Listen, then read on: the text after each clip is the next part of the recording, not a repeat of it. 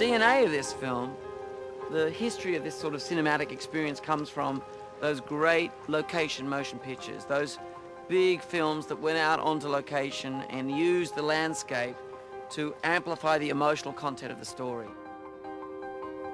When I came to look at how to make Australia, increasingly we're in a world where the genius of someone like George Lucas can go into a soundstage like the one here and just with a blue screen create entire worlds and universes.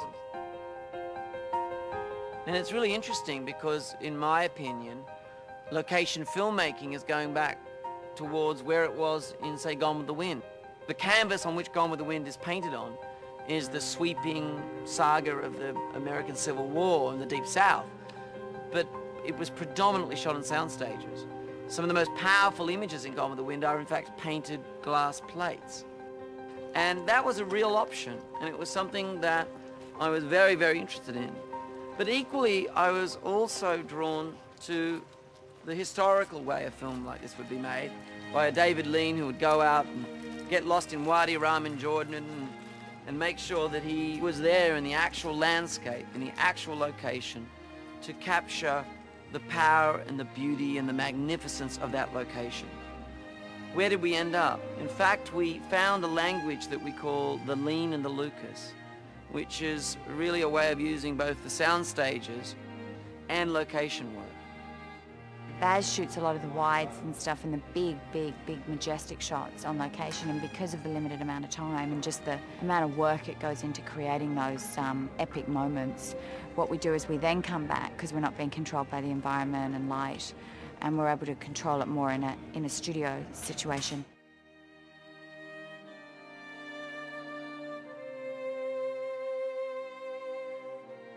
You're not affected by noise. You don't have to keep stopping because an aeroplane flies over or something happens, some noise that you can't film with. People don't get cold because they're out in the elements. You don't get wind. It's just a lot more controllable. On location, all these variables make it slower. It's more cumbersome. It's not as efficient as filming in a studio.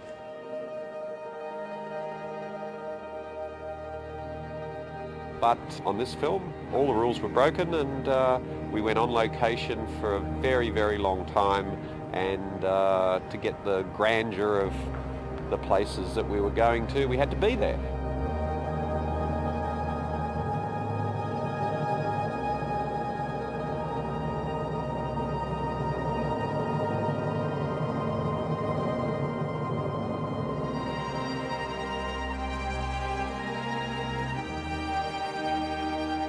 An epic in all sense of the word. Getting there, organising it when we were there, and the look of it will be epic, so it was worth going there.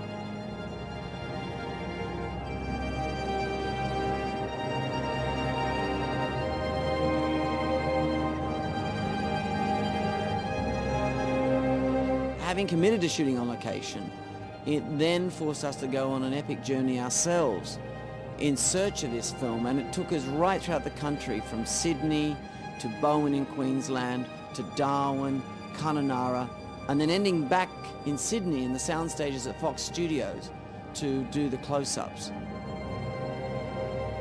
I think it was just the sheer scale of it all, that we were so spread out all over the country, and it's the largest production that would ever have been mounted in Australia. And to take a production like that to the ends of Australia, literally the ends of Australia, where there aren't the infrastructure that you would hope for, was a big challenge. It was like having a big beast lumbering up behind you and just trying to keep one step ahead of it.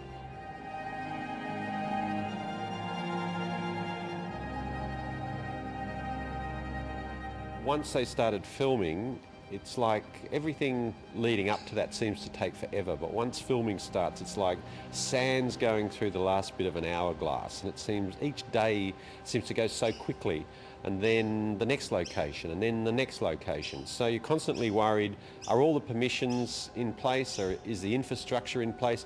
Is someone going to walk out of the woodwork and say, what are you doing here? Because on a film like this, it's so big, and so much publicity, that you could never get away with something. The nature of the film, we had to get permissions from everyone. Getting permissions in Western Australia was particularly difficult because there were overlapping owners of the land who had different titles to the land. Every part of land that isn't in private hands is Crown land. So they have the title, so you had to get permission from them to be filming on land. Then you had to get permission from the Department of Environment and Conservation. We then had the individual owners of the land. Carlton Hill, where the homestead was built, was actually part of a cattle property. There was also the traditional owners of the land who, in a very complicated way, have equal rights to the pastoral leaseholders. So really there were 4 different overlapping permissions before you could virtually do anything on any of those places that we finally filmed in. To do that is a heck of a lot of paperwork. But we had a great team, we worked together and we got it done.